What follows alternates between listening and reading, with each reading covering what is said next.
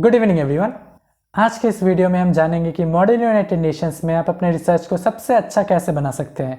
तो चलिए शुरू करते हैं। सबसे पहली बात जो आपको ध्यान में रखने की ज़रूरत है वो है कि आपको सिर्फ डेटा कलेक्ट नहीं करते रहना है, आपको उसको कनेक्ट भी करना है, उसको क्रॉस लिंक भी करना है। मतलब मान लीजिए कि आपके पास बहुत सारा डेटा है, आपने यहाँ से रिसर्च किया, यहाँ से बहुत सारा इन्फॉर्मेशन उठाया, यहाँ से आपने रिसर्च किया, यहाँ से आपने बहुत सारा इन्फॉर्मेशन उठाया, तो आपके पास पन्ने और पन्ने रिसर्च से भरे हुए हैं।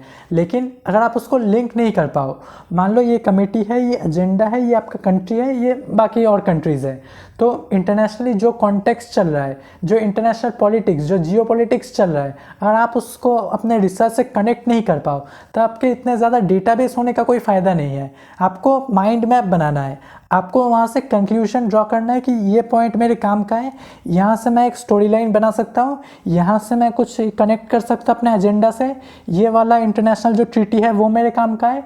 तो आपको इस तरह से क्रॉस लिंक बनाना है, क्योंकि अगर आप सिर्फ इन्फॉर्मेशन कलेक्ट करते रहोगे और बस अपने स्पीच में बस वही इन्फॉर्मेशन देते रहोगे कि हाँ ये हुआ है, ये इस साल में ये हुआ था, फिर हमने मेरे कंट्री ने ये किया है, तो उसका कोई फ़ायदा नहीं है। आपको कंक्लूजन बनाना है, आपको क्रॉस लिंक बनाना है। और मैं ये अज्यूम कर लेता हूँ कि आप एकदम बिगिनर हैं, तो बिगिनर के लिए रिसर्च गाइड का बेसिक फंडामेंटल्स होता है। पहले आपको कमेटी का रिसर्च करना है कि आपके कमेटी का मैंडेट क्या है। मान लीजिए आपका यूनाइटेड नेशन जनरल असेंबली है, तो उसका एक मैंडेट है जो आपको यूएनजीए के वेबसाइट में मिल जाएगा। उसी तरह मान लीजिए आपका कोई और कमेटी है जो कि यूएनजीए या फिर किसी भी प्रिंसिपल ऑर्गन जो कि यूनाइटेड नेशंस के प्रिंसिपल बॉडीज़ होते हैं उसके अंडर आता है, तो उस कमेटी का मैंडेट क्या है, क्या वो कोई एक्शन ले सकता है या फिर वो एक रिकमेंडेटरी बॉडी है, तो वो आपको अपने कमेटी के ऑफिशियल वेबसाइट पर मिल जाएगा, ऑफिशियल जो यूनाइटेड नेशन के वेबसाइट है। तो आपको वहाँ से अपने कमेटी का मैंडेट देखना है। मैंडेट देखने के बाद आपको 3-4 रिजोल्यूशंस देखने हैं अपने कमेटी के, मतलब इससे पिछले साल में क्या क्या रिजोल्यूशंस पास हुए हैं, आपको वो देखना है। वरना आपको अपने कमेटी का मैंडेट समझ में नहीं आएगा। आपने बस एक लाइन पढ़ लिया कि हाँ ये फंक्शन है इसका, रिफ्यूजी मैनेज करना है, आपने बस एक लाइन पढ़ लिया, तो आपको समझ में नहीं आएगा कि एक्चुअल में उसका पावर कितना है। आपको तब समझ में आएगा जब आप उसके प्रोसीडिंग्स देखोगे, आप उसके रिजोल्यूशन जो पास हुए हैं वो देखोगे। उसके बाद आता है कंट्री। अपने कंट्री के फॉरेन अफेयर्स देखो, उसके लोकल लेजिस्लेशंस देखो, उसका फेडरल स्ट्रक्चर क्या है वो देखो, सेंट्रल गवर्नमेंट है, स्टेट गवर्नमेंट है, उसके बाद क्या पंचायत लेवल पर कुछ है, विलेज लेवल पर, रूरल लेवल पर, वहाँ पर जो उनके पॉलिसीज़ है, जो कंट्री के पॉलिसीज़ है with respect to that agenda, वो कैसे इंप्लीमेंट हो रहे हैं। इंटरनेशनली अपने कंट्री का क्या स्टांस है उस पर्टिकुलर एजेंडा को लेकर, वो देखो। और ये कहाँ से देखना है, विकिपीडिया से नहीं देखना है, कोई भी अरे गरे साइट से नहीं देखना है, यूएन का ऑफिशियल वेबसाइट्स, अपने कंट्री के national archives, official press release, यहाँ से आपको देखना है, यहाँ से आपको डेटा उठाना है। और अब क्वेश्चन ये आता है कि मैं अपने कंट्री के फॉरेन पॉलिसी को समझूं कैसे, क्योंकि ये एक्शन मेरे कंट्री ने लिया हुआ है, ये इसका हिस्ट्री है, लेकिन इससे मैं फॉरेन पॉलिसी कैसे डिराइव करूं। तो इसके लिए आप अपने जो कंट्री के जो हेड ऑफ द गवर्नमेंट है उनके आप एक्शंस देख सकते हो, उनके स्पीचेस देख सकते हो, अपने जो फॉरेन पॉलिसीज़ के जो मिनिस्टर्स है, जो एक्सटर्नल अफेयर्स के मिनिस्टर्स है, उनके स्पीच देख सकते हो, उनके ऑफिस में क्या क्या काम हो रहा है, क्या क्या डॉक्यूमेंट्स निकल रहे हैं वो स्टडी कर सकते हो। अपने जो इंटरनेशनल डेलीगेशंस है, अपने जो कंट्री के जो पहले डेलीगेट्स रह चुके हैं एक्चुअल यूनाइटेड नेशंस की कमिटीज़ में, वहाँ पर उन्होंने क्या स्पीच दिया एक पर्टिकुलर एजेंडा को लेकर जो कि आपका करंट एजेंडा से रिलेटेड है या फिर जो आपके करंट एजेंडा से डायरेक्टली इनडायरेक्टली कनेक्टेड है, वहाँ पर अपने कंट्री के जो डेलीगेट्स हैं उन्होंने क्या स्पीच दिया, उन्होंने इंटरनेशनली जाकर किन किन कंट्रीज से अलायंस बनाए, किन किन कंट्रीज से उन्होंने डायलॉग बनाया, किन किन कंट्री को उन्होंने टारगेट किया, क्रिटिसाइज़ किया, किस किस एक्शंस को उन्होंने क्रिटिसाइज़ किया, किस तरह से उन्होंने नॉन गवर्नमेंटल जो बॉडीज़ है उनके साथ कोलैबोरेशन लेकर आए। तो ये सब आपको स्टडी करना है और इसको थोड़ा सा ध्यान से आपको स्टडी करना है ताकि आप इससे एक कनेक्शन बना पाओ और उस कनेक्शन से अपने कंट्री को समझ पाओ। क्योंकि यहाँ पर भी आपको ध्यान रखने की ज़रूरत है, आपको बहुत ज़्यादा डेटा कलेक्ट करके सिर्फ पन्ने नहीं भरने हैं, आपको वो समझना है ये कहानी क्या चल रहा है, आपको अपने कंट्री की कहानी को समझना है कि अच्छा मेरे कंट्री में ये हो रहा है, ये हो रहा है, अच्छा ये इसका फॉरेन पॉलिसी है, अच्छा इसके साथ ये रिलेशन बना रहा है। तो आपको वो अच्छे से वो कहानी को समझने की ज़रूरत है। मान लीजिए आप एक लोकेलिटी में है या फिर दिल्ली में कहीं पर है किसी लोकेलिटी में, तो अब आप उसके अपने जो बिल्डिंग है उसके फॉरेन पॉलिसीज कैसे समझेंगे। आप देखेंगे कि पड़ोसी के साथ इसका रिलेशन कैसा है, कौन कौन सी दुकान से ये सामान खरीद रहा है, ये इसका जो दूध आ रहा है वो किस दुकान से आ रहा है, ये इसकी जो मिठाइयाँ आ रही है या फिर जहाँ पर इसके खाना बन रहा है वो कहाँ से आ रहा है। तो आप इन सब चीज़ों को देखोगे तब आप इस अपने जो बिल्डिंग है उसका आपको डायनामिक समझ में आएगा।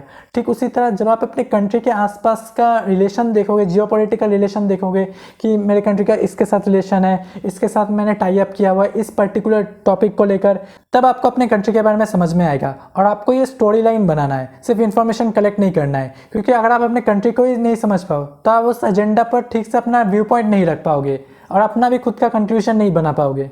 नंबर 3 पर आता है एजेंडा।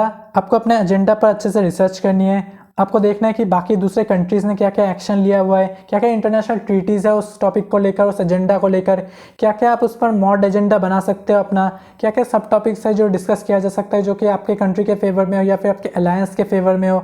तो वो सब आपको ध्यान में रखना है और एजेंडा पर आपको अच्छे से रिसर्च करना है।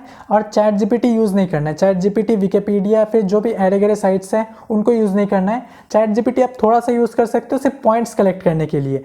मान लीजिए एजेंडा है, आपने चैट जीपीटी को बोला कि इसके रिगार्डिंग 10 ऐसे पॉइंट्स दो, उसने 10 पॉइंट्स दिए। अब आपको क्या करना है, उन 10 पॉइंट्स को कलेक्ट करके उस पर अलग से रिसर्च करनी है।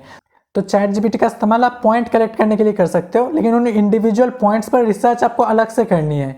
अलग से यूनाइटेड नेशंस के official sites, national archives, international press releases, officially recognised ones, जो ऑफिशियल स्टैटिस्टिक्स के जो वेबसाइट्स होते हैं जैसे वर्ल्ड बैंक हो गया या फिर वर्ल्ड ट्रेड ऑर्गेनाइजेशन हो गया, फिर इस तरह के जो ऑर्गेनाइजेशन स्टैटिस्टिकल डेटा निकालते हैं वैसे ऑफिशियल स्टैटिस्टिक्स आप देख सकते हो।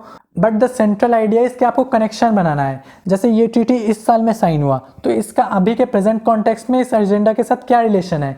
यूनाइटेड नेशन का चार्टर का ये पॉइंट ये है, तो इस पॉइंट का अभी जो पर्टिकुलर कॉन्टेक्स्ट है उसको मेरे कंट्री में और अभी जो जियोपॉलिटिकल सिनेरियो चल रहा है, जो इकोनॉमी चल रही है, तो उसको मैं कैसे अप्लाई कर सकता हूँ। तो आपको वो कंक्लूजन ड्रॉ करना है, क्योंकि सिर्फ आप डेटा कलेक्ट करते रहोगे तो काम नहीं चलेगा। आपको कंक्लूजन बनाना है, आपको खुद के इनपुट्स देने हैं, आपको खुद का रिसर्च, खुद का जो इंथुजियाज्म है, खुद का अंडरस्टैंडिंग है, उसको आपको शो करना है। अगर आप उसको शो नहीं करोगे तो सिर्फ डेटा प्रेजेंट करना वो तो गूगल भी कर लेगा। अगर रोबोट को बोलोगे कि ऐसा प्रेजेंट करना है तो वो एक रोबोट भी कर लेगा कि हाँ ये डेटा है, ये मैंने प्रेजेंट कर दिया, ये इतना इंटरनेशनल डेटा है। एक रोबोट, एक एआई आपसे अच्छे से कर लेगा।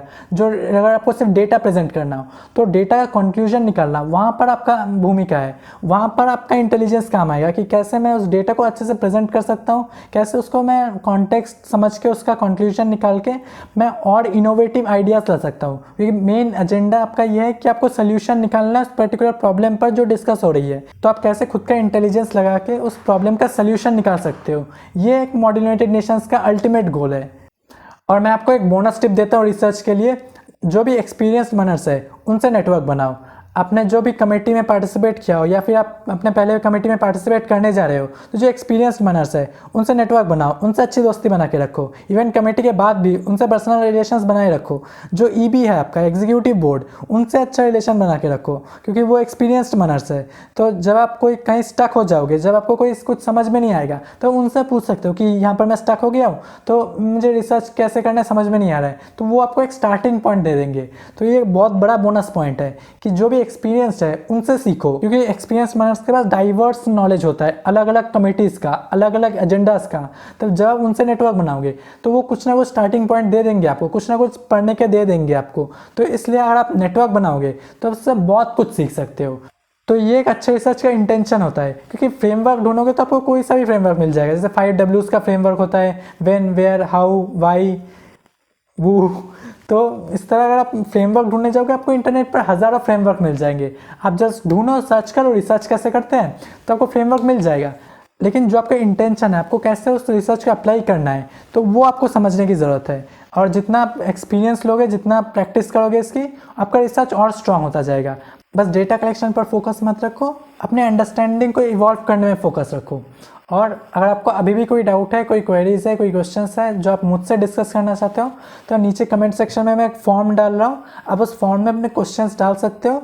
मैं कोशिश करूँगा हर एक को रिप्लाई करने की, आइदर बाई कनेक्टिंग पर्सनली और by any other means. I will try to connect with you and will answer your doubts. So नीचे ये फॉर्म में अपने क्वेश्चंस, अपने क्वेरीज, अपने जो भी डाउट्स है एमयूएस को लेकर, रिसर्च को लेकर कि रिसर्च कैसे करना है, अपने कोई भी अगर एक कमिटी हो गया तो उसका रिसर्च कैसे करना है, तो कुछ भी डाउट्स आपको एमयूएस को लेकर जस्ट नीचे अपना फॉर्म फिल करो और फिर I will connect with you. देखते हैं, थोड़ा टाइम मिलता है तो रिप्लाई कर देंगे सबको, वरना थोड़ा पेशेंस रखना। Rest all the best for your MUS, happy researching. बहुत अच्छा होगा, ज़्यादा उतना लोड मत लो, सब कुछ ठीक हो जाएगा, अच्छे से रिसर्च करो, it will be very good. All the best.